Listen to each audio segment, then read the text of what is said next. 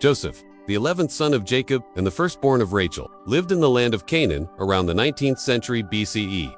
From his youth, Joseph was set apart not only because of the vibrant robe gifted by his father, but also because of the dreams that stirred his soul. These dreams spoke of greatness, of stars and sheaves bowing before him, symbolic visions that he eagerly shared with his family. But what filled Joseph with hope filled his brothers with envy. Their resentment reached a breaking point when, unable to bear his favored status and prophetic dreams, they betrayed him. He didn't stop there. He laid out a bold and strategic plan to store grain during the prosperous years to survive the lean ones. Pharaoh, stunned by Joseph's wisdom and vision, appointed him as second in command over all Egypt. "You intended to harm me," he told them, "but God intended it for good, to accomplish what is now being done, the saving of many lives." Joseph arranged for his entire family to come to Egypt, providing them land, food, and protection. He didn't just save Egypt, he saved nations, including his own people, laying the groundwork for future generations. In a single day, Joseph went from prisoner to prime minister, a dramatic reversal that only divine providence could orchestrate. They stripped him of his robe, threw him into a pit, and sold him into slavery. Word of Egypt's grain spread, drawing hungry nations to its borders, including Joseph's own brothers. They came to buy food, unaware that the powerful Egyptian before them was the brother they once betrayed. Joseph recognized them immediately. He could have sought revenge. He had the power, but he chose a higher path. After a series of tests that revealed his brother's remorse, Joseph finally broke down and revealed himself. "I am Joseph, your brother," he said, through tears. The scene is one of the most moving in all of Scripture. To their father, they brought a bloodied garment. To Joseph, they left a shattered world. Joseph was taken to Egypt, a foreign land with unfamiliar language, culture, and gods. He was betrayed, enslaved, falsely accused, and forgotten, yet he never let bitterness take root. He remained faithful when no one was watching.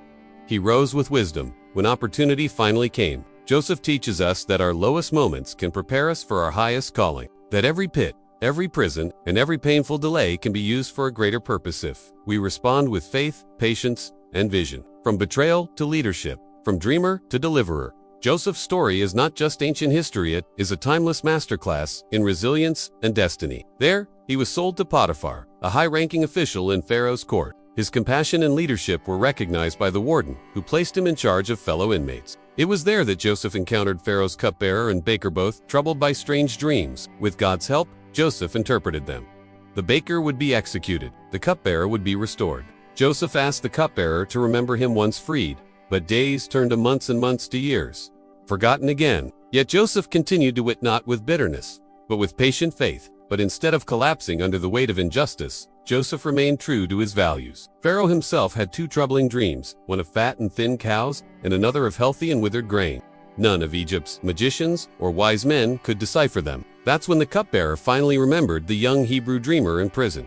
Joseph was hastily brought before Pharaoh. Cleaned and robed, he stood before the most powerful man in the ancient world. But Joseph, now seasoned by suffering, didn't claim glory. He humbly said, "I cannot do it, but God will give Pharaoh the answer he desires." With diligence, integrity, and divine favor, he gained Potiphar's trust and was soon managing the entire household. However, just as life seemed to stabilize, another test arose. Potiphar's wife, infatuated with Joseph, falsely accused him after he refused her advances. Without a trial, without defense, Joseph was thrown into prison, his second deep fall, this time from honor to chains. Even in the dark confines of the prison, Joseph's character shone. Then came the moment that would change everything. Joseph interpreted the dreams as a divine warning. 7 years of abundance would be followed by 7 years of devastating famine. As the famine eventually swept across the region, Egypt thrived under Joseph's leadership. Instead of vengeance, Joseph offered forgiveness. He embraced the very ones who hurt him. Joseph's life is a powerful testimony to the strength of character, the importance of vision, and the mysterious workings of divine providence. Ask ChatGPT.